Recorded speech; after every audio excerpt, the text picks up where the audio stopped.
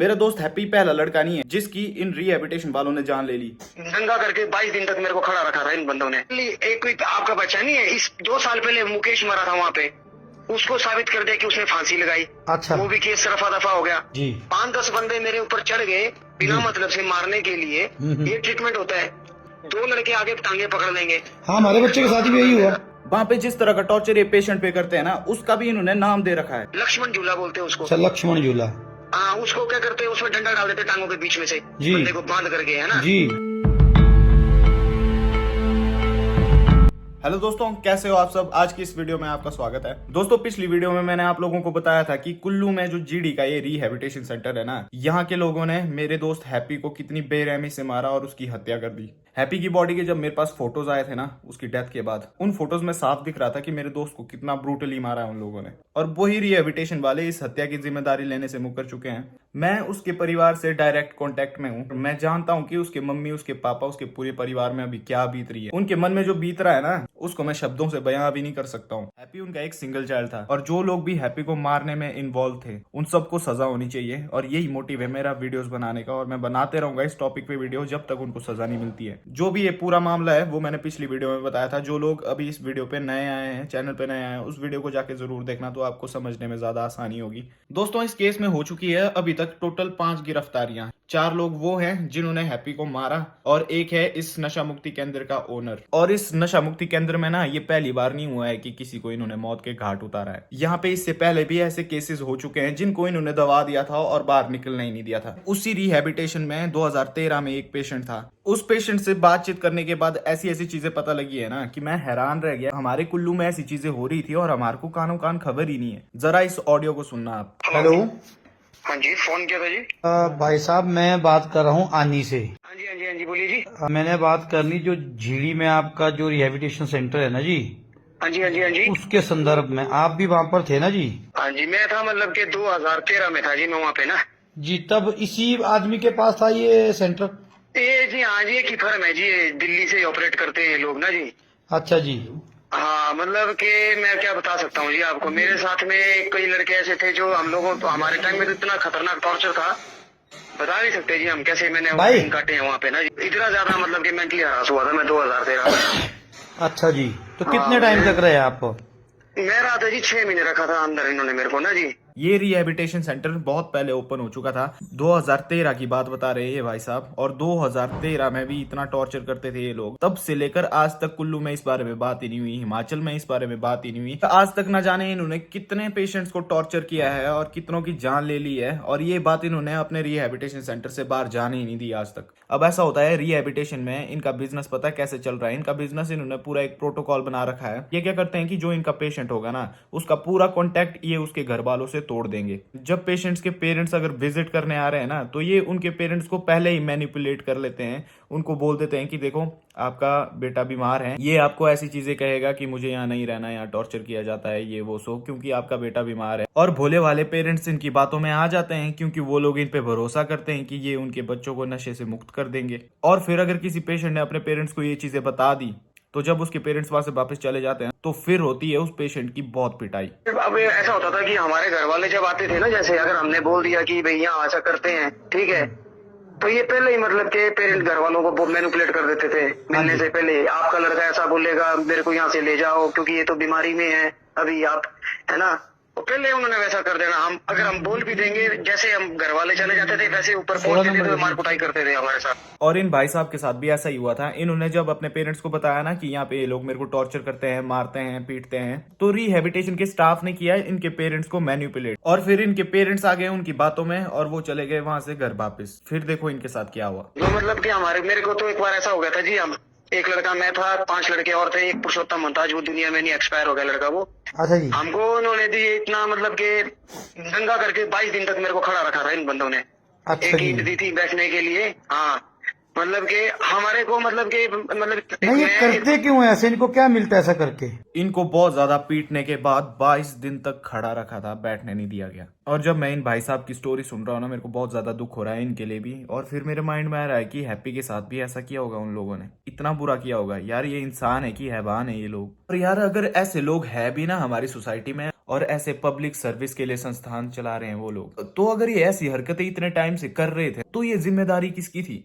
पता क्यों नहीं लगा आज तक? हम लोगों को सुनने में क्यों नहीं आया कभी कि कुल्लू में ऐसा हो रहा है, हिमाचल में ऐसा हो रहा है? भाई साहब ऐसा है, सारा पैसों का खेल है। नहीं एक और चीज मैं शेयर करना चाहूंगा आप लोगों से। आज जब मैं क्लास में बैठा हुआ था ना, तो मेरी एक मैम आए मेरे पास। उन्होंने कहा कि मैंने तेरी वीडियो देखी थी कि तेरे दोस्त के साथ कितना बुरा किया उन रिहेबिलिटेशन वालों ने। उन्होंने मेरे को ये बताया कि उन्हीं के गांव से एक और लड़का था, सेम ये जो जीडी वाला रिहेबिलिटेशन है कुल्लू में, उसको भी इसी नशा मुक्ति केंद्र में भेजा था उसकी मम्मी ने। और आज से 2 साल पहले इसी रिहेबिलिटेशन सेंटर में उसकी मौत हो जाती है। तो मैंने मैम से पूछा, मैम अगर उस लड़के के साथ ऐसा हो गया तो उसके पेरेंट्स ने कोई एक्शन नहीं लिया क्या? तो मैम ने जवाब दिया कि उसके पापा नहीं है, एक ही मम्मी है और मम्मी को इतना नॉलेज नहीं है इन चीजों का। और फिर क्या था, वो वाली बात भी दब गई और उसके बारे में आज तक किसी को पता नहीं। और वो लड़का भी एक सिंगल चाइल्ड था।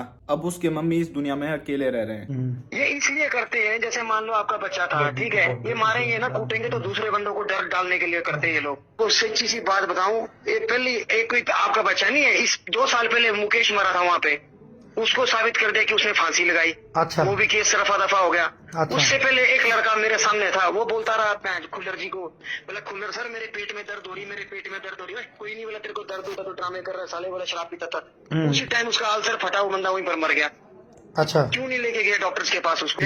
मेरे को 2 महीने हो गए थे, ठीक है जी।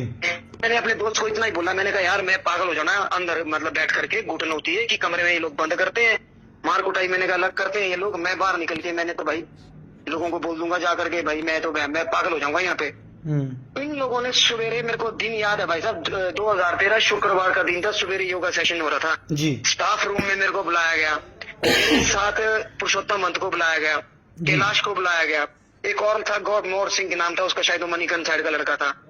हमको इन्होंने इतना मारा ना अंदर, ठीक है, वैसी लिटा करके मेरे पीछे, मतलब कि बैंक, मतलब कि अब मैं किस का मुकाबला करता बताओ आप मेरे को? जी। 5-10 बंदे मेरे ऊपर चढ़ गए बिना मतलब से मारने के लिए। ये ट्रीटमेंट होता है?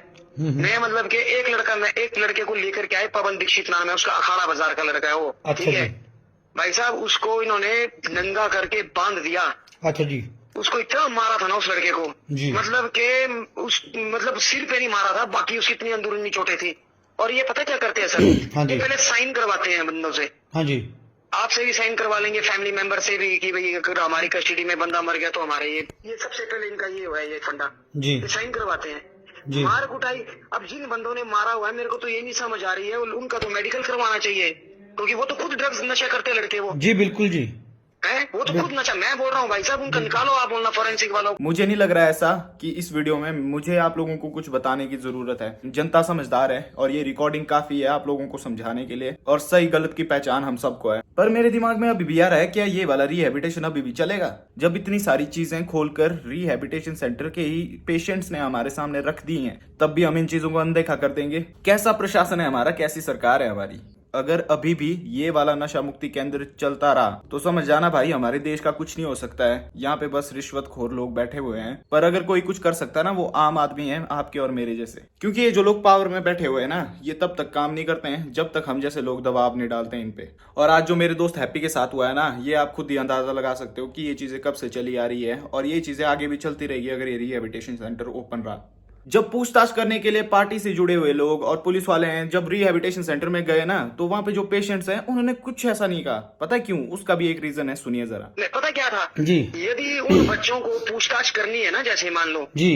वो जैसे अंदर वो लोग डरे हुए हैं लड़के जो हाँ, अंदर मैंने देखा वो डरे हुए बिल्कुल हाँ, ऐसे जैसे कोई उनको सोठे मार के पीछे से डंडे मार के पड़ा हुआ है। जाएंगे। हाँ, आप लोग तो चले जाएंगे जी। वो उनसे तो पूछताछ तब होगी कि वो बंदे घर वहां से निकले और गेट के बाहर जैसे पहुंचे तब उनसे पूछताछ हो। और जो बातें भी ये भाई साहब बता रहे हैं ना, 100% ट्रू है। सिर्फ हमने इनसे पूछ की चीजें क्लियर नहीं की है, हमने बहुत लोगों से पूछा है। और आगे इन भाई साहब ने जो बात की ना, वो सुन के मेरे को इतना अच्छा लगा कि यार ऐसे लोग भी दुनिया में हैं अभी। मैं आपको ये भी बता दूं, मैं आपकी बात साथ में रिकॉर्ड भी कर रहा हूँ। नहीं करिए सर, मैं तो घबराने वाली कोई बात नहीं है इसमें, क्योंकि मैं इसको वायरल भी करूंगा। मैं इसको पता क्यों वायरल करूंगा जी? हाँ जी हाँ जी हाँ जी। क्योंकि ताकि जहां वहां पर जो 20-25 बंदे हैं हाँ जी, उनके माँ बाप को भी ये समझ आ जाए कि होता क्या है वास्तव में वहाँ पर ना। नहीं सर, होगा कुछ, मैं बताऊं आपको, कुछ भी नहीं होने वाला है। नहीं मैं कहा उनके साथ जो वहाँ पर होता है ना। मैं बताता हूँ आपको ना सर, देखो सरकार को समझ, मेरे को तो ये नहीं पता चल रहा है क्यों कर रहे हैं। 150 संस्थाएं हिमाचल प्रदेश में खुल गई, जी ठीक है सर जी। अब देखिए कि 15 से 20 हजार रुपए वहाँ पर हर रिहेबिलिटेशन में ये लोग फीस लेते हाँ हैं। मैंने कल पूरा देखा वहाँ। भाई जी मतलब कि मैं बताता हूँ, खाना पीना तो आप छोड़ दो ना कि क्या देते हैं, वो भी देखा मैंने वहाँ पर। वो तो जो होता ना एक कैदी होता ना, एक जो कोई फिर अच्छे होते हैं सर। हाँ, वो ये लड़का तो चला गया दुनिया से, लेकिन जी। चलो ऐसे पता नहीं कितनी मौतें हुई है सर, पंजाब में हुई है, कई जगह। मेरे को तो समझ नहीं आती है कि गवर्नमेंट क्या कर रही है इन चीजों में, जी। उनको नजर नहीं आ रहा है सर। चलो जरा, अगर दिमागी रूप से परेशान लड़का था या कुछ था तो इन लोगों ने लिया क्यों वो, जी। मेरे को तो ये नहीं समझ आ रही है। और ये भी नहीं कि एक दिन के भीतर हुआ, जब इनके पास वो हफ्ता दिन तक रहा, पहले इन्होंने कोई शिकायत नहीं करी। कुछ नहीं सर, ये टॉर्चर करने वाले तरीके होते हैं। ये बाहर की खून के निकालनी, बच्चों को खड़ा कर देना। मैंने तो सर पता नहीं 50 22 दिन तक मैंने बर्तन धोए हैं वहाँ पर इन लोगों के। 6 महीने तक रहे आप। देखो सर, ऐसा होता ना, बंदा मुकाबला करता है 2 बंदों का, 3 बंदों का मुकाबला कर लेगा, जी। ठीक है, 2 लड़के आगे टांगे पकड़ लेंगे। हाँ हमारे बच्चे के साथ भी यही हुआ। हमने जो वीडियो देखा ना जी, हाँ जी, हाँ जी उसकी भी टांगे पकड़ी गई हैं, बाजू पकड़ के फिर घसीट के उस रूम से बाहर ले गए वो। भाई साहब पता है क्या करते, एक बनाते हैं लक्ष्मण झूला बोलते हैं उसको, ये हाँ, उसको क्या करते हैं, उसमें डंडा डाल देते हैं टांगों के बीच में से, जी। बंदे को बांध करके, है ना जी। उसके हिप में मतलब के उसके पीछे मतलब के डंडे मारे हाँ जी, हाँ जी, हाँ जाएंगे, जी। ठीक है सर। फिर उसके बाद इसको एक पनिशमेंट होती है, उसको बोलते हैं स्पेयर पार्ट। अच्छा जी। स्पेयर पार्ट एक ऐसी पनिशमेंट देते हैं ये लोग, उसमें वो बंदे को खड़ा कर देंगे बिल्कुल, ठीक है सर। वो पूरा दिन जैसे मतलब कि मैं बिस्तरे से उठता था, मेरे साथ में पुरुषोत्तम मन था, मेरे जी। साथ में एक और लड़का था, ठीक है। हम लोग जैसे उठते थे तो हमको सवेरे जैसे बिस्तर से आंख उठी तो हम लोगों को खड़ा करते थे दीवार की तरफ, सिर मुंह करके खड़ा जी, रहेंगे जी। पूरा दिन। हम लोग सिर्फ हम नाश्ता करने के लिए बैठेंगे, हम जी। खाना खाने के, पूरा दिन हम वैसे खड़े रहेंगे। उसके बाद हमको पोछे पे लगा देते थे लोग, पोछा लगाते रहेंगे, जी। फिर बर्तन धोने पे लगा देना, फिर इन्होंने कपड़े दे देने धोने के लिए सर, जी। मतलब। और हम लोगों को इनको ये रूल होता था, एक लड़का हमारे पीछे ये लोग खड़ा कर देते थे कि ये लोग नहीं वो आपस जो में- कपड़े कुपड़े होते थे धोने के, लोग किसके होते थे? सर ये पूरे मतलब के पूरे बंदों के, जितने बंदे मार रहे हैं, जहाँ वो जो गार्ड भी है उनके भी। सबके कपड़े सर, चदरे चुदरे सबके धोनी सर। फिर इन अच्छा लोगों जी। ने क्या करना, मतलब ऐसे नौकर रखते हैं अपने पास ये तो। देखो सर, उसके बाद क्या करना, जैसे हमारा हम बात भी नहीं कर सकते थे, हाँ मेरी मुंडी थोड़ी सी हिल जाएगी तो पीछे से चप्पल मारेंगे आकर के ये। जी। हाँ, तो मतलब के एक लड़का था, उसको एक और लड़का, कसोल से था एक लड़का, ठीक जी। है सर। वो जी। थोड़ा सा हंसा सर, जी। वो हंसा होगा मतलब ऐसे ना हंसा जी। वो हंसा, उसको हंसने की सजा उसको ये दे दी, उसके मुंह पे इन्होंने डिजाइन बना दिया बड़ा जैसा, अजीब जैसा कलाकारी करके, जी। शीशा देख करके उसको 24 घंटे हंसने को बोला, और 2 दिन तक वो बेचारा हंसता ही रहा था सर। सोचो आप कैसे कैसे इनके टॉर्चर थे जाहिर सी बात है वो पागल ही होगा, ऐसे में तो क्या होगा फिर? सर। मतलब कि मैं बता नहीं सकता हूँ आपको ना, अंदर मतलब कि इनकी पॉलिसीज ये थी कि मतलब कि फिर इन्होंने क्या करना, एक बोलते हैं हाउस टाइट करना। जी। हाउस टाइट में क्या करते हैं, ये सभी को 100 ग्राम दाल देंगे खाने के लिए, जी। ठीक है सर। हाँ, हाउस टाइट में हम किसी से बात नहीं करेंगे, ना ही हम रेस्ट कर सकते हैं, पूरा दिन काम करते रहेंगे सर, जी समझ रहे सर। समझ गया भाई। मतलब कि मैंने जो झेला है ना सर, मैं नहीं बोलता हूँ कि सारी संस्थाएं ऐसी होंगी, है ना, जी। कई ये संस्थाएं अच्छी पर भी है। वहाँ पर ऐसा ही होता है, देखा है हमने, तो सर सुना है। था तो क्यों, मेरे को कब से वो हो रहा है ये, उनकी इतनी शिकायतें थी तो क्यों नहीं बंद किया गया पहले ही उसको। ये तो मतलब कि भाई ये लोग ना इंसान है ही नहीं। जितने भी मेरे व्यूअर्स हैं, आप लोगों से मैं बस एक चीज पूछता हूँ, क्या आपको इन भाई साहब की बातें सुन के लग रहा है कि वो जो रिहैबिलिटेशन का स्टाफ है वो इंसान है? वो लोग, मेरे को तो लग रहा है भाई, मेरे को तो राक्षस लग रहे हैं वो लोग। मेरे दोस्त हैप्पी के साथ भी इन लोगों ने यही सब किया होगा। जिस तरह से भाई साहब उनके बारे में बता रहे हैं ना, ऐसा लग रहा है कि वो लोग गुंडे हैं, गुंडे। मैं उन पे वीडियोस बना रहा हूँ और मैं उसी एरिया का हूँ, वहीं से बिलोंग करता हूँ मैं। ये लोग तो अब मेरे को भी टारगेट करेंगे, पर वो मेरा दोस्त था और मेरे दोस्तों को पता है, जिससे मैंने दोस्ती कर ली, मैं दोस्ती निभाता हूँ आखिरी दम तक। अभी मेरा दोस्त इस दुनिया में नहीं है, ना ही ये रिहैबिलिटेशन सेंटर बंद होने से मेरा दोस्त वापिस आएगा। पर कम से कम किसी और का दोस्त तो बचेगा ना, किसी और का बच्चा तो बचेगा ना। कोई और तो नहीं होगा हैप्पी की तरह टॉर्चर, कोई और तो नहीं मरेगा। बस कोई लड़के इन्होंने कुक लगाए हुए हैं, वही लड़के आटा गूंदेंगे, वही अच्छा। लोग रोटी बनाएंगे, वही लड़के अंदर साफ सफाई करेंगे। 15-20 हजार रुपए ये लोग लेंगे सर, किस चीज के, मेरे को तो ये नहीं समझ आती है फिर जी। कि क्यों चला हुआ बिना मेडिसिन से, क्यों। मैं जब पीजीआई में सर मैंने ट्रीटमेंट लिया, इतना अच्छा ट्रीटमेंट हुआ तो जी। ठीक है, आज मेरा परिवार सुखी है, मैं बिल्कुल ठीक हूँ, मगर सर मेरे को वो यातनाएं नहीं भूलती है सर जीवन भर, जो मेरे को झेली मैंने। चलो भाई हम साहब, लोग आपके साथ हुआ जो बुरा हुआ, लेकिन ये चीजें हमारे बच्चे के साथ होगी। चलो भगवान का शुक्र है, आप भाई जी सही हैं, सही रहें। और बाकी चलो, आपकी जब भी बड़े भाई जरूरत पड़ेगी ना, हम आपको याद करेंगे, है ना। सर, आपको भी किसी तरीके से कोई भी कोई दिक्कत होती है, कोई कुछ ऐसा करता तो बता देना, आपने कोई चिंता नहीं है ना। नहीं सर, अब पता क्या है, मैं अब देखो ना, अब और संस्थाओं में आज जा करके आए सारे, जी है ना? जी आज पुलिस ये जाती है, पुलिस वाले भी जाते हैं, सीजीएम भी जाएगा, सब जाएंगे। जी सर वो मतलब नहीं है वहाँ पर, ये लोग तो वापिस आ जाएंगे। जी ये लोग तो वापिस आ जाएंगे ना, पीछे से तो उनको डर ही है ना।